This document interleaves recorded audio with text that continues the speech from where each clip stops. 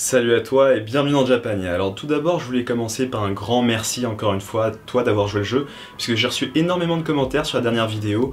Ça m'a pris plusieurs heures pour répondre à tout, mais je sens qu'il commence à se passer un truc entre toi et moi. Ceci étant dit, comme tu as dû le comprendre avec le titre de la vidéo, aujourd'hui je vais te parler de la différence entre le supermarché au Japon et le supermarché en France. Alors dit comme ça va peut-être te paraître bizarre, mais quand je me rends dans un pays étranger, il y a un truc que j'adore faire, c'est visiter un supermarché. Alors j'imagine que tu te demandes pourquoi, suis-je un fétichiste du caddie, de la pesée de légumes? Question tout à fait légitime en soi. Mais non, la raison en fait c'est très simple, c'est juste que je trouve que visiter un supermarché ça te permet de mieux comprendre les habitudes de consommation en fait des habitants d'un pays, et sachant que la partie alimentaire culinaire joue un rôle important dans la culture d'un pays, eh bien visiter un supermarché peut te permettre d'avoir une meilleure approche de la culture japonaise, de comprendre pourquoi certaines choses sont faites ainsi et pas d'autres. Je sais pas trop si ça fait sens pour toi. Mais en tout cas, ce qui va se passer dans cette vidéo, c'est que dans un premier temps, je vais te présenter le supermarché, les différences, etc. Dans un deuxième temps, on va voir quel type de repas on peut avoir pour un budget de 5 € maximum. Et en fin de vidéo, je parlerai très brièvement de la problématique de ceux qui ne mangent pas de porc ou les végétariens. Donc pour cette visite de supermarché, je suis accompagné de Pierre, mon fidèle acolyte qui m'accompagne dans pas mal de voyages et qui m'aide dans certaines interviews. Donc je te propose de découvrir ça tout de suite. On est parti. Quand tu fais tes courses au Japon, alors quand tu prends un caddie, déjà c'est pas le caddie où tu insères ta pièce de 1 € ou c'est pour faire les courses d'une semaine, 2 semaines, voire un mois. Là en fait tu vas faire tes courses pour 1 jour, 2 jours, voire 3 jours si t'es un grand fou. Et en gros tu vois le caddie, il est là, il sert qu'à poser ton panier. Là c'est pour les flemmards. On est parti? On est parti. Alors la disposition des supermarchés japonais ne change pas trop de ce qu'on peut trouver en France. On a un rayon légumes en rentrant, puis d'autres rayons frais et des frigos au centre du magasin, le tout disposé sous forme de couloir. Alors je sais qu'en France, quand tu veux acheter du pain, tu vas absolument dans une boulangerie. Sinon, t'es un chétan, t'es un vaurien, tu trahis la patrie, tu trahis le pays, tu trahis tout le monde. Mais au Japon, on n'a pas autant de boulangeries qu'en France.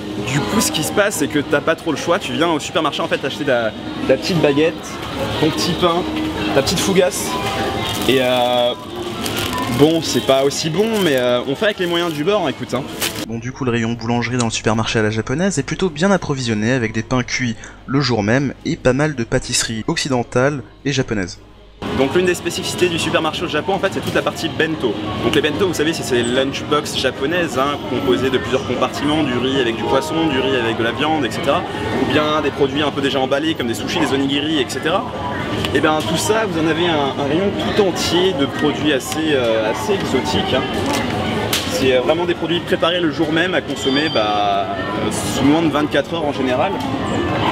Et alors ce qui est bien c'est que quand tu arrives le soir au Japon, à partir de 18 h, quelque chose comme ça dans les supermarchés en fait, tout devient moins cher. Tu peux même trouver un max de bento à moins 50%. Alors voilà, passé une certaine heure, le danger.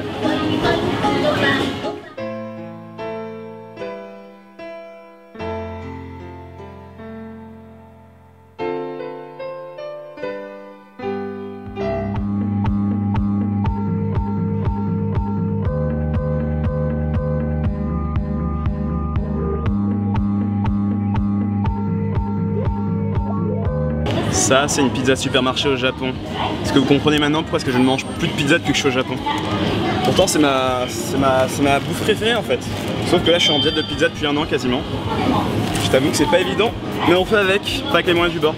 Pour les amateurs de sashimi au Japon, il y a un rayon qui est assez fourni. Ça part assez vite, hein, donc il faut arriver aux bonnes heures pour avoir les meilleurs deals sur les plus grosses quantités. Voilà, je vous présente un petit peu, hein, mais ça vend du rêve. Hein. Bon, c'est pas forcément toujours la meilleure qualité, mais voilà, pour 500 yens, on a quand même un menu à Matsushi en France là, donc.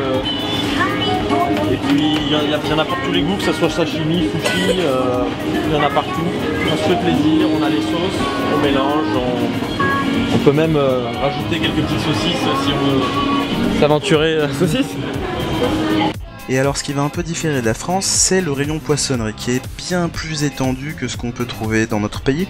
C'est-à-dire que vous avez beaucoup plus de produits, des produits frais, des produits déjà préparés, une grande variété de poissons, de fruits de mer, etc. Puisqu'il faut pas oublier que le Japon reste le 2e consommateur de poissons dans le monde. Toujours similaire au supermarché à la française, on retrouve un rayon charcuterie avec plusieurs sortes de viande, puisque contrairement aux apparences, les Japonais sont quand même de grands consommateurs de viande.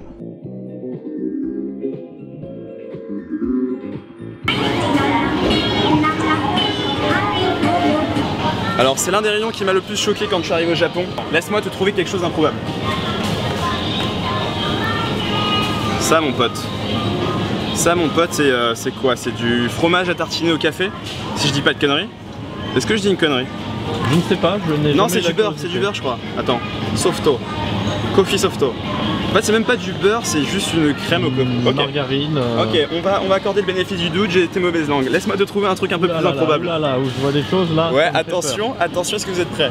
Est-ce que vous êtes plus vache qui rit, cheese dessert aux fruits rouges ou bien blueberry? Prenez quoi les gars? Ah, alors voilà, c'est pour ça qu'en fait faut manger les fromages importés. Mais alors le petit Saint-Agur crème, il te coûte la modeste somme de... La modique somme de combien? 658 yens. Wow. Et le caprice des dieux, 600 yens. Le cœur de lion, n'en parlons même pas. En gros là t'as tous les fromages importés qui coûtent une blinde. En gros si tu veux continuer tes habitudes de consommation à la française, mec ça va te coûter un bras. Alors regarde par exemple, tu vois cette petite tranche de mimolette, elle coûte 569 yens, ce qui fait environ je pense 4 € grosso modo. 4 €, alors que pour 2 € en France, en gros t'as la demi-mimolette, celle de 500 grammes au moins. Donc comme quoi la consommation n'est pas la même. Tu vois ici par exemple les apéricubes, c'est une sorte de produit un peu luxurieux qui te coûte quoi, 400 yens, environ 3 €. C'est ça les gars, c'est ça, c'est du fromage sans fromage. Quand tu regardes les ingrédients en fait qui composent le gruyère, tu te rends compte qu'il n'y a pas de produits, c'est que des produits chimiques, il n'y a pas vraiment de fromage dedans. Donc on s'adapte, on consomme moins de fromage, voire pas du tout. Et on fait avec, c'est la vie mon pote. Donc le lait au Japon, en France tu les achètes par pack de 6, ici c'est à l'unité. Faut compter environ 200 yens par brique. Vraiment c'est un prix moyen parce que ça peut monter, ça peut aller de 150 à 300 yens. Donc en moyenne 200 yens, ce qui fait environ 1,50 €. Ce qui fait assez cher hein, pour la brique de lait, pour ton litre. Donc et surtout ça se périme beaucoup plus vite. En France, je sais pas si t'as remarqué, mais une brique de lait peut tenir genre je sais pas 2 mois, 3 mois. Ici par exemple je prends celui-là, il se périme il se périme dans 5 jours. Tu vois, dans 5 jours il est périmé. Donc c'est pas les mêmes habitudes de consommation, c'est pour ça que tu as besoin de faire tes courses genre quasiment tous les jours, tous les 2 jours, tous les 3 jours, pas plus. Bon, un truc intéressant aussi c'est qu'en France t'hésites des fois entre ton pack de 12 et ton pack de 16. Ici au Japon t'as pas trop le choix, hein. C'est au max un pack de 4. Après ça peut être un yaourt au pack de 3. Et si vraiment t'es un peu plus picky, t'as ton yaourt individuel comme ci comme ça. Tu vois, c'est pas les mêmes habitudes de consommation, hein, vraiment. 650 yens. 650 yens, ce qui représente 5 €. Et en gros, on est dans le supermarché avec 5 €. Qu'est-ce qu'on va essayer de faire? On va essayer d'avoir un dîner. Qu'est-ce que tu peux acheter pour 5 €? La réponse tout de suite. On va chacun se faire son panier perso. Ok? Et tu concoctes ta sauce avec ce que tu veux et on voit ce que ça donne. Je pense que le budget est pas très approprié pour Tokyo, mais bon, on va essayer. Hein. Après, il suffit de manger local et ça devrait passer. Allez, vas-y, fais-toi plaisir, mon pote. Bon, ça fait quasiment 3 quarts d'heure qu'on est au supermarché et en fait, il y a la même musique depuis tout à l'heure. Donc là, ça commence à nous rendre un peu fou en fait. Mon petit enoki, 98 centimes. 300 grammes versus 100 grammes ici pour le même prix. Donc clairement, en tant que dalleux, mec, on va aller pour celui-là. Ah Pierre, sushi à 400 yens, moins 30%. Non mais ça c'est pas pour ce soir, ça c'est pour demain matin. Hein, donc c'est pas dans le challenge. C'est hors budget. Alors là on se cherche une petite sauce, s'il y a un peu trop de choix je sais pas quoi faire mec. On peut partir sur un petit mabudofu. À prendre la sauce à moins cher parce qu'on a un budget à tenir. 99 centimes. Ça va. Ça a l'air d'être de la cuisine vaudou, ça un petit peu. C'est la bonne cuisine mec, t'inquiète pas. Et pour finir en beauté, le petit tofu bien mou à 40 centimes. Ça va faire la différence. Alors une fois que l'on a fini ses courses, la chose la plus marquante pour un occidental sera sans doute la vitesse de la caisse. Donc clairement tu peux oublier les files interminables et les appels responsables dans le supermarché. Cette efficacité est probablement due à leur système informatique plus efficace, mais aussi au fonctionnement de leur passage en caisse. Donc en fait, le caissier quand il scanne tes articles, il les met dans un panier, avec quelques sachets en plastique, et toi, le client, et bien une fois que tu as fini de payer, tu vas te poser sur une petite table au loin pour ranger tes produits dans ton sac. Les caissiers sont toujours debout, alors que nous on a l'habitude de les voir plutôt assis en France. En fait, ce comportement reflète l'esprit japonais du client est roi, dans lequel en fait le personnel ne doit pas se trouver dans une position plus confortable que l'acheteur.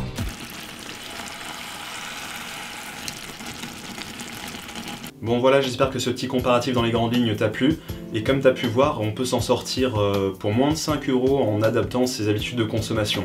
Donc là pour 5 € encore une fois, j'ai eu des portions de porc quand même, je pense qu'il y en avait facilement pour 2-3 personnes en fait si on partage le tout, donc vraiment pour 2,50 € tu peux très bien manger au Japon. À condition, encore une fois, de t'adapter, d'adapter ta façon de manger, de ne pas caler en fait tes habitudes de consommation à la française, hein, à base de fromage, masse-produits laitiers, etc. Donc si tu fais preuve d'un peu d'adaptabilité et de flexibilité, tu as moyen de très bien t'en sortir financièrement sur ton budget alimentaire au Japon. Après, tu as toujours moyen de substituer certains produits avec d'autres, même si tu auras toujours des catégories de produits qui seront assez onéreux, hein. Je pense par exemple aux produits laitiers, aux fruits, qui coûtent assez cher hein, au Japon. Mais ça c'est une autre histoire. Donc je vais en profiter pour répondre par la même occasion à une question que tu te poses très certainement si tu es végétarien ou si tu ne manges pas de porc.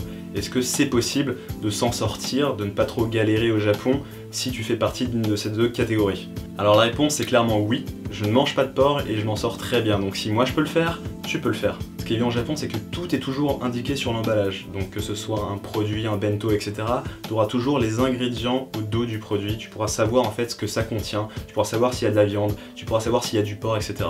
Donc franchement c'est assez pratique. Mais alors pour ça, deux choses. Première chose, c'est qu'il faut connaître les kanji en question, parce que sur les emballages, bien sûr c'est écrit en japonais, kanji, katakana, etc.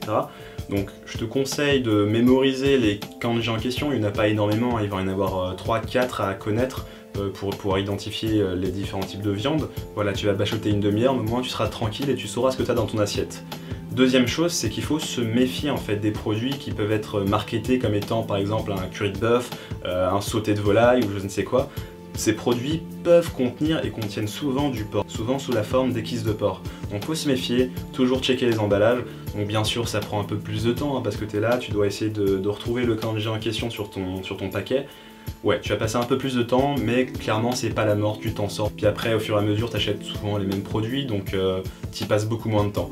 Donc franchement, tu peux t'en sortir au Japon. Donc voilà, je pense pas que le côté alimentaire doit être un prétexte pour ne pas mettre les pieds au Japon ou te dire que tu ne peux pas y vivre. Tu peux très bien le faire sans souci. Puis après, quand tu vas au restaurant, t'as juste à demander au serveur et il sera un plaisir de t'indiquer les produits qui contiennent du porc et ceux qui n'en contiennent pas. Donc c'est vraiment simple. Donc si j'ai réussi à le faire, tu peux le faire aussi, y a pas de souci. Pas de souci, ça va quoi, hein. Ouais, je crois que j'ai fait le tour, hein. J'ai plus rien à te dire. Bon, t'hésites pas dans les commentaires s'il y a un truc qui t'a choqué, qui t'a surpris, si j'ai oublié quelque chose, ou si t'as même d'autres questions sur la dimension alimentaire au Japon, je me ferai une joie d'y répondre si je le peux, bien sûr. Voilà, j'espère que t'as au moins appris quelque chose dans cette vidéo. Si c'est le cas, t'hésites pas à lâcher un petit pouce jaune des familles. Et moi, sur ce, je te dis tchou bye bye, et à la prochaine.「